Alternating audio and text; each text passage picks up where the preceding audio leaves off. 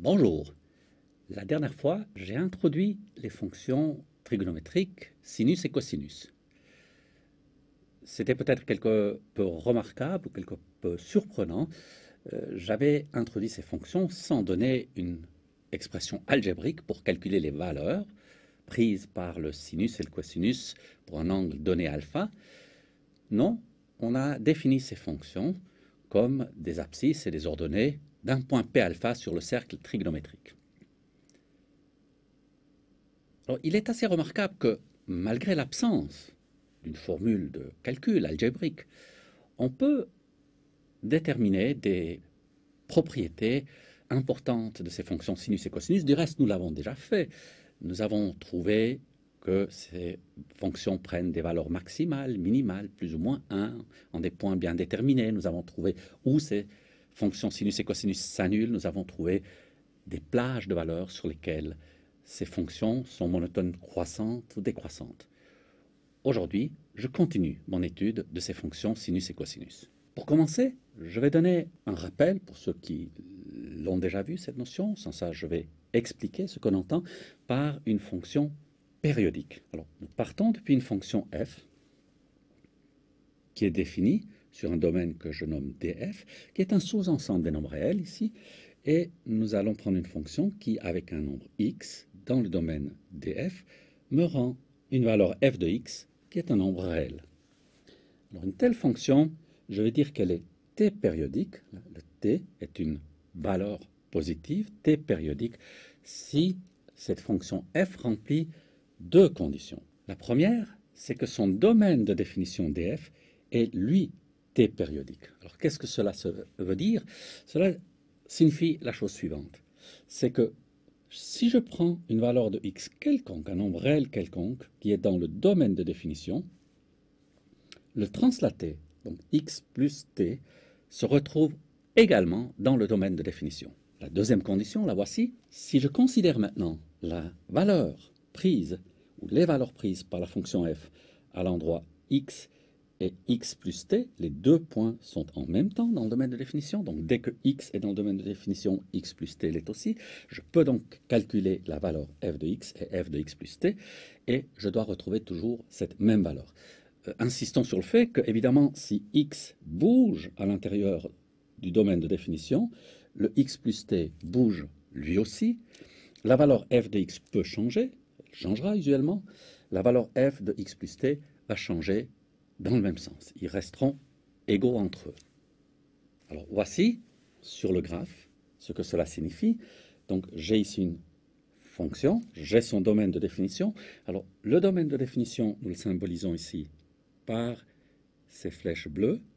C'est là, par exemple ici, j'ai une plage de valeur x pour laquelle j'ai une valeur f de x inscrite. Donc si je me place maintenant en un point quelconque, je l'ai noté x0, j'ai ici la valeur prise par la fonction f de x0.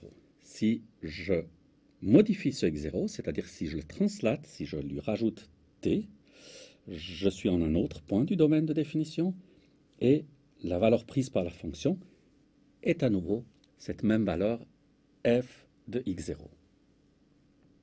Remarquons que les deux conditions que je viens de donner pour une fonction périodique peuvent être formulées d'une façon quelque peu différente. On peut en effet modifier la définition dans le sens suivant, c'est-à-dire que si x est dans le domaine de définition, et on peut dire, alors au lieu de x plus t, on peut translater vers la gauche, on peut dire que c'est x moins t qui est dans le domaine de définition, et que dans les points x et x moins t, la fonction f va prendre la même valeur. En effet, vous pouvez tout à fait, dans le graphe que j'ai utilisé précédemment, regarder le point x0, sa valeur, la valeur de la fonction en point x0, donc f de x0. Si je translate vers la gauche, je suis ici à x0 moins t, et je dois obtenir la même valeur pour la fonction. On peut même faire plus fort que cela. On a la proposition suivante. Si on a une fonction qui est t périodique, alors elle est également n fois t périodique, donc n, 1, 2, 3, etc. Donc elle est également 2t périodique, 3t périodique, 4t périodique, etc. Cela signifie simplement que si un point est dans le domaine de définition, je peux translater n fois de t, je reste dans le domaine de définition, et la valeur prise en ces deux points par la fonction f reste la même. On le voit immédiatement sur le graphe. Ici, le point x0 avec la valeur prise, f de x0. Si je translate par exemple de t et encore une fois de t, donc de 2t en tout, alors je retrouve la même valeur. Donc cette fonction est également 2t périodique. Ce que j'ai fait avec 2t, vous pouvez également le faire avec 3t ou avec moins t, voire moins 2t, si vous le voulez. Formulons à présent une proposition qui lie la notion de périodicité avec le graphe de la fonction correspondante. Alors, je prends une fonction f, domaine de définition df dans R, x est transformé en f de x. Je vais admettre qu'elle est t périodique.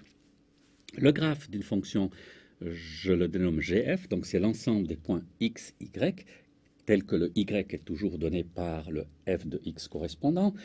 Nous avons ici un exemple, l'axe des x, des y, et le graphe de la fonction y égale f de x en bleu. Alors, la fonction va être t périodique si et seulement si ce graphe reste invariant par une translation de t unités le long de l'axe des x. Regardons ça un peu de plus près. Voici cette translation. Donc, je prends le graphe, je le translate de t unités vers la droite et je retrouve le même graphe partout. Donc ça, c'est la propriété t périodique vue sur le graphe. Et ça va dans les deux sens. Hein. C'est si et seulement si. La fonction est t périodique, si et seulement si ce graphe a cette symétrie. Et si ce graphe a cette symétrie de rester invariant par rapport aux translations de t unités le long de l'axe des x, alors la fonction correspondante est t périodique. Affinons encore quelque peu cette notion. Nous allons prendre une fonction qui est périodique. Et nous allons dire que le t majuscule est la période de f si d'abord la fonction f est effectivement t périodique, mais si en plus il n'existe aucune valeur t', comprise entre 0 et t, donc une valeur plus petite là, telle que f serait t' périodique. Alors on va dire que ceci est la période de la fonction f. On peut dire que donc la période, c'est la plus petite valeur telle que f de x plus p redonne f de x pour tous les x dans le domaine de définition. Alors il faut être quelque peu prudent ici, j'ai mis minimum, c'est-à-dire il faut qu'une plus petite valeur positive de ce type existe. Si vous prenez par exemple la fonction constante, f de x, définie sur tout l'axe des x réels, qui rend toujours le même nombre, une fonction constante, alors elle est t périodique pour tout t positif. Mais là, on ne peut pas dire qu'elle a une période, parce qu'il n'y a pas de période positive que l'on peut qualifier d'être la plus petite des périodes possibles. Alors, revenons maintenant, après cette clarification sur la notion de t-périodicité d'une fonction, revenons à nos fonctions sinus et cosinus. Rappelons un fait que nous avions mentionné à l'époque. On s'était intéressé au fait que se passe-t-il si pour deux angles alpha et bêta donnés, nous avons les points p alpha et p bêta qui coïncident. Alors, nous avons donné une réponse claire. Nous avons dit, OK, l'angle alpha et bêta, évidemment, si les angles sont égaux, ces points coïncident, mais ce n'est pas la seule possibilité. En fait, nous avons vu qu'il suffit d'avoir bêta est égal à alpha modulo 2pi, on avait dit. Donc, on peut obtenir bêta à partir de alpha en ajoutant un multiple entier de 2pi à cet angle alpha. Alors, si vous regardez cela, cela signifie que pour le sinus et le cosinus, ça ce sont les ordonnées, l'abscisse des points P alpha. Donc cela signifie que si l'angle alpha est augmenté, disons, de 2pi, ben, le sinus et le cosinus sont restés les mêmes. Nous formulons donc le résultat suivant. La fonction sinus, donc sin qui va de R dans R, qui avec alpha me rend un sinus alpha, qui du reste est compris entre moins 1 et 1, ça nous l'avons vu la dernière fois. Alors cette fonction est 2pi périodique. C'est-à-dire que si je change l'angle alpha en alpha plus 2pi, le sinus reste le même. Cela s'observe tout à fait sur le graphe. Vous avez ici le graphe du sinus alpha, ici entre 0 et 2π, c'est le graphe fondamental que nous avions dessiné la dernière fois point par point. Alors effectivement, si ici vous augmentez le alpha de 2π, vous retrouvez la même valeur pour sinus alpha. Donc le sinus d'alpha et le sinus d'alpha plus 2π restent la même pour tous les alphas dans R. Pour le cosinus, vous avez le résultat similaire. Cette fois-ci, la fonction cos, elle est aussi 2π périodique, c'est-à-dire que le cosinus à l'endroit alpha est absolument le même que le cosinus à l'endroit alpha plus 2π. Le rajout de 2π à l'angle alpha ne change pas la valeur du cosinus alpha. Alors évidemment, on pourrait encore se poser la question, est-ce que 2π est effectivement la période? Est-ce qu'on pourrait trouver une période plus petite que 2π pour le sinus et le cosinus? Un regard rapide sur le graphe nous montre immédiatement que cela ne sera pas possible. Donc la période du sinus et du cosinus est effectivement 2π. C'est là le nombre le plus petit que l'on peut choisir comme périodicité de ces fonctions. Changeons quelque peu de thème et revenons à une autre propriété que les fonctions peuvent avoir. Ce sont les propriétés paires et impaires. Et commençons par la propriété paire. Regardons une fonction à nouveau définie sur un domaine df, un sous-ensemble des nombres réels, qui me rend un nombre réel, que je note f de x. Alors je vais dire que cette fonction est paire si les deux conditions suivantes sont remplies. Alors la première condition, c'est que si un nombre réel est compris dans le domaine de définition, donc si ce nombre x est dans df, moins x l'est aussi. Alors vous avez ici le graphe d'une fonction qui va être paire. Vous avez ici de nouveau le domaine de définition, un bout ici, un deuxième bout ici, un troisième ici. Alors il faudra que si un élément x est dans le domaine, le moins x l'est aussi.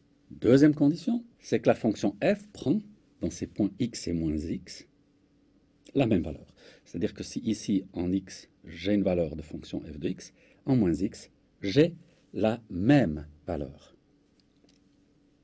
Définition à présent, ce que veut dire qu'une fonction est impaire. Alors cette fois-ci, pour la fonction définie sur son domaine df dans R, x est transformé en f de x, c'est tout à fait la situation que nous avions. Alors on va dire qu'elle est impaire si on a les deux conditions suivantes. C'est que d'abord, le domaine de définition, il est symétrique, ça c'est la même condition que précédemment. Donc si un point est dans le domaine de définition, comme ici, là il est sur ce tronçon du domaine de définition, le moins, il est également dans le domaine de définition. C'est la condition suivante qui change quelque peu, c'est que cette fois-ci, dans les points x et moins x, la fonction ne prendra pas la même valeur, mais elle va prendre la même valeur au signe près. Donc ici, si je regarde la valeur prise en un point x0, et je la compare à la valeur prise en un point moins x0, alors j'obtiens la même valeur au signe près. Une remarque peut-être sur ces fonctions paires et impaires. Alors si on est en présence d'une fonction f qui est définie sur un domaine symétrique, c'est-à-dire que toujours lorsque le x est dans le domaine, le point moins x est aussi.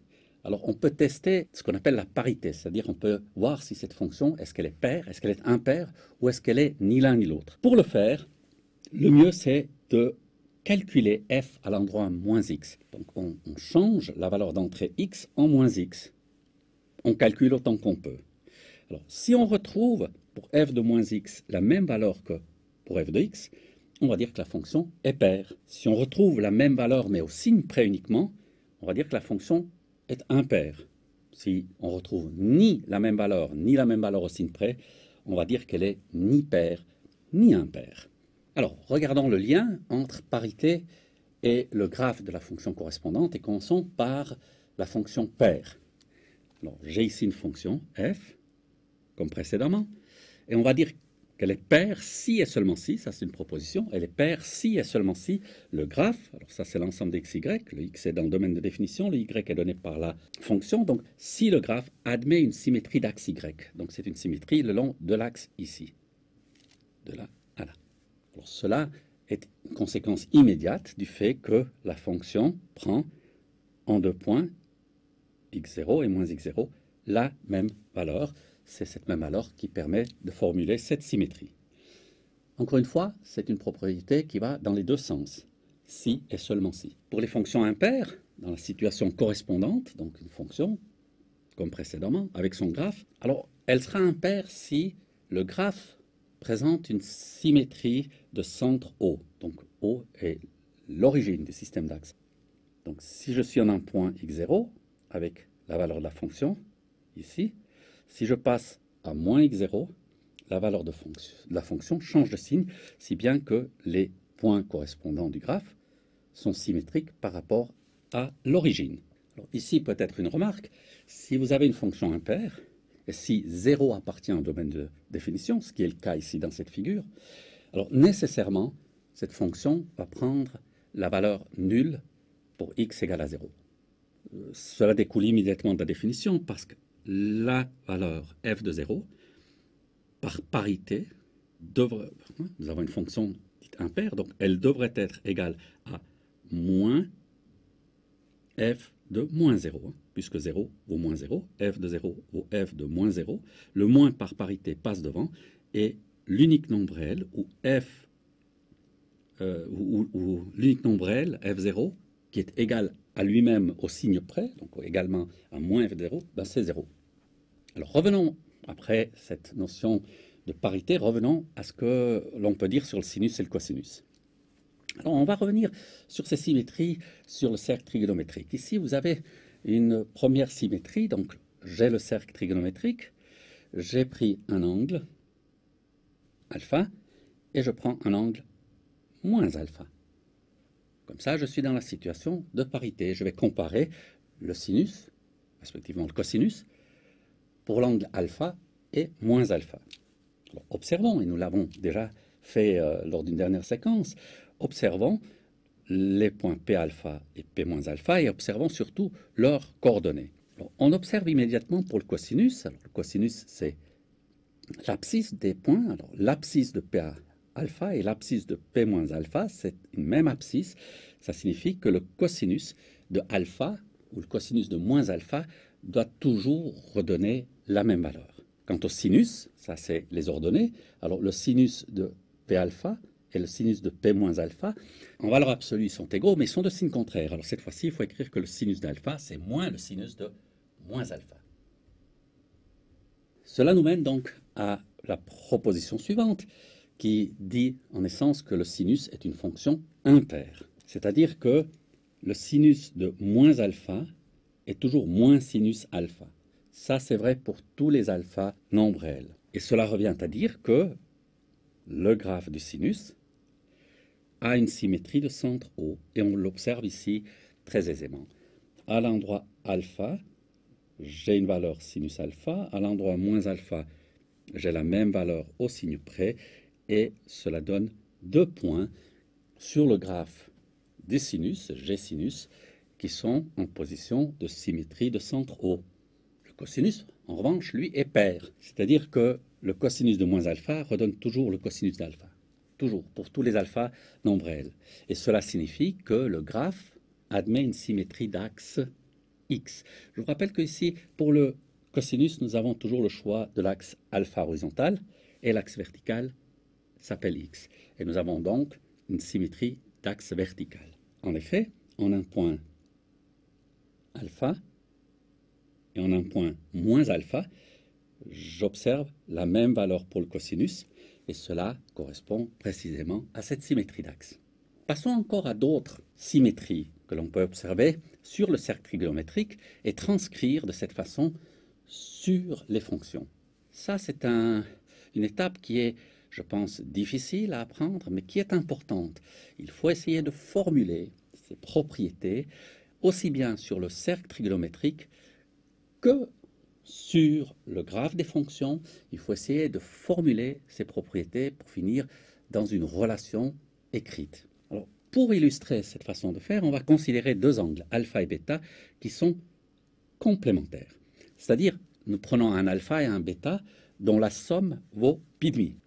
Voilà, là vous avez le cercle trigonométrique, un angle alpha avec p alpha, là, j'ai un angle en bleu, alors la somme doit valoir pi demi. Alors pour bleu, je prends simplement pi demi moins alpha.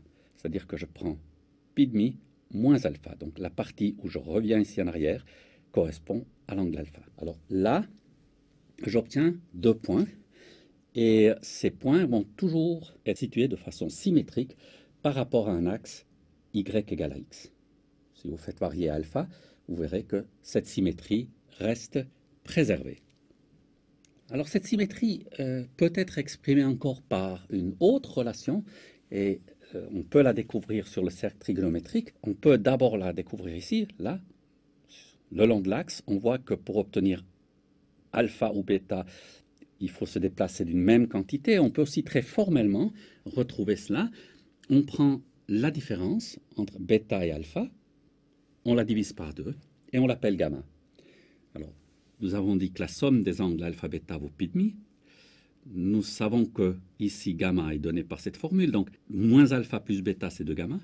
Vous avez là un système que vous pouvez résoudre par rapport à alpha et bêta, et vous obtenez alors pour alpha pi quart moins gamma, et pour bêta, pi quart plus gamma.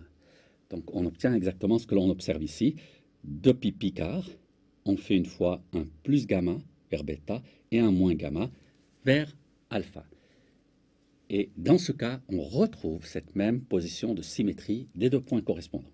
Alors, si les angles alpha et bêta sont complémentaires, donc si leur somme vaut pi demi, et là, on formule une proposition pour ces angles complémentaires. Alors, qu'est-ce que l'on peut observer? Alors, il faut observer les coordonnées des points P alpha et P bêta, ou si vous voulez, pi demi moins alpha. Alors, si j'observe, pour commencer, le sinus de bêta, donc le bleu. Le sinus, c'est l'ordonnée ici. Je retrouve par symétrie cette même quantité comme abscisse de P alpha. Et l'abscisse, c'est cosinus alpha. Donc j'obtiens sinus bêta est égal à cosinus alpha. Et de façon similaire, le cosinus bêta, là, je le retrouve comme sinus de alpha. Donc je peux formuler le sinus de bêta, c'est le cosinus de alpha, et le cosinus de bêta, c'est le sinus d'alpha. Donc il y a échange des valeurs lorsque les angles sont complémentaires. Vous pouvez tout à fait formuler ça de façon différente, c'est-à-dire que vous pouvez remplacer le bêta par le pi demi moins alpha, et alors vous obtenez que le sinus de pi demi moins alpha, c'est le cosinus alpha, et le cosinus de pi demi moins alpha, c'est le sinus d'alpha. C'est la même relation, mais cette fois-ci écrit avec une seule lettre. De façon plus symétrique, vous pouvez remplacer les angles alpha et bêta, le rouge et le bleu. Vous pouvez dire, OK, je préfère utiliser les angles pi quart plus gamma et pi quart moins gamma. Alors, si vous avez cela, cela signifie simplement que le sinus de pi quart plus gamma redonne le cosinus de pi quart moins gamma. Alors, il suffit d'écrire là une seule fois cette relation, parce que gamma peut être positif ou négatif, et alors on obtient les deux formules obtenues précédemment. Là, la formulation est plus symétrique, elle est plus dense. On peut observer cette dernière formulation, tout comme les autres, sur le graphe. Donc, au lieu d'interpréter ces relations sur le cercle trigonométrique, on peut les interpréter sur le graphe des fonctions. Alors, nous avons ici, dans un système d'axes alpha, y, pour commencer, le graphe du sinus, qui est ici. Pour le cosinus, on prend le système d'axe alpha x, donc l'axe vertical, je lui ai donné deux noms, conformément au fait que nous avons choisi ce type de dénomination pour les graphes. Ici, vous avez alors le cosinus. Alors, pour la formulation, disons une fois, de la première ligne, ou de la deuxième ligne, ici, on peut tout à fait formuler ça de la façon suivante. Vous voyez, si par exemple, je me place ici en ce point, ça c'est le sinus de alpha. Ici, j'ai le point pi demi moins alpha, donc plus alpha moins alpha. J'ai la même valeur, mais cette fois-ci pour le cosinus. C'est bien ce que j'ai ici. Dans la formulation symétrique, on se met à pi quart. Alors ça, c'est un point d'intersection des deux graphes. Et par exemple, on peut dire que si je prends plus gamma ou moins gamma, alors le sinus correspond au cosinus. Donc le sinus de pi quart plus gamma donne le cosinus de pi quart moins gamma qui est ici. Parlons encore d'angles supplémentaires cette fois-ci. Alors, deux angles alpha et bêta, on va les appeler supplémentaires si leur somme vaut pi, un demi-tour. Alors ici, dans le cercle trigonométrique, j'ai dessiné une telle situation. Donc en rouge, on a l'angle alpha, la position P alpha. En bleu, on a l'angle bêta. Alors la somme des angles doit valoir pi, c'est-à-dire que pour bêta, je peux écrire pi moins alpha, si bien que la somme des deux angles va me redonner pi. On voit immédiatement, donc c'est pi moins alpha. On voit immédiatement que cette fois-ci, les deux points, P alpha et P pi moins alpha, ils sont symétriques par rapport à l'axe vertical, à l'axe des Y. De nouveau, on peut utiliser la même astuce que précédemment. On peut prendre la demi-différence. Donc on prend bêta moins alpha, c'est l'angle ici entre deux, on le divise par deux, et on appelle gamma. Et on considère le système que la somme des angles alpha et bêta vaut pi, que ici, moins alpha plus bêta vaut 2 gamma. On résout ce système, et on obtient ce que l'on observe sur le cercle trigonométrique. C'est-à-dire que si je pars à pi demi, ça c'est le pi demi qui est ici, si je fais plus gamma, j'obtiens bêta, et avec moins gamma, j'obtiens alpha. Donc je suis en des positions pi demi plus ou moins gamma. Alors regardons ce que l'on peut dire pour des angles supplémentaires en présence d'un sinus ou d'un cosinus. Nous le faisons sur le cercle trigonométrique, sur le dessin introduit précédemment. Alors, si je compare ici, par exemple, la valeur du sinus de bêta, donc la valeur ici, en bleu, je la retrouve ici en rouge. Le sinus de alpha et de bêta sont les mêmes. Les cosinus, en revanche, sont différents. Le cosinus de bêta, le cosinus d'alpha, ils sont identiques uniquement au signe près. Donc, je peux écrire que sinus alpha est égal à sinus bêta. En revanche, le cosinus de bêta est égal à moins le cosinus de alpha. On peut aussi, comme nous l'avons déjà fait précédemment, nous défaire de la deuxième lettre bêta et formuler le tout avec une seule variable alpha. Alors on remplace formellement simplement le bêta par pi moins alpha pour obtenir ces relations. Le sinus de pi moins alpha, c'est sinus alpha. Le cosinus pi moins alpha, c'est moins cosinus alpha. On peut aussi écrire ces deux relations sous une forme plus symétrique en se servant justement de l'angle gamma.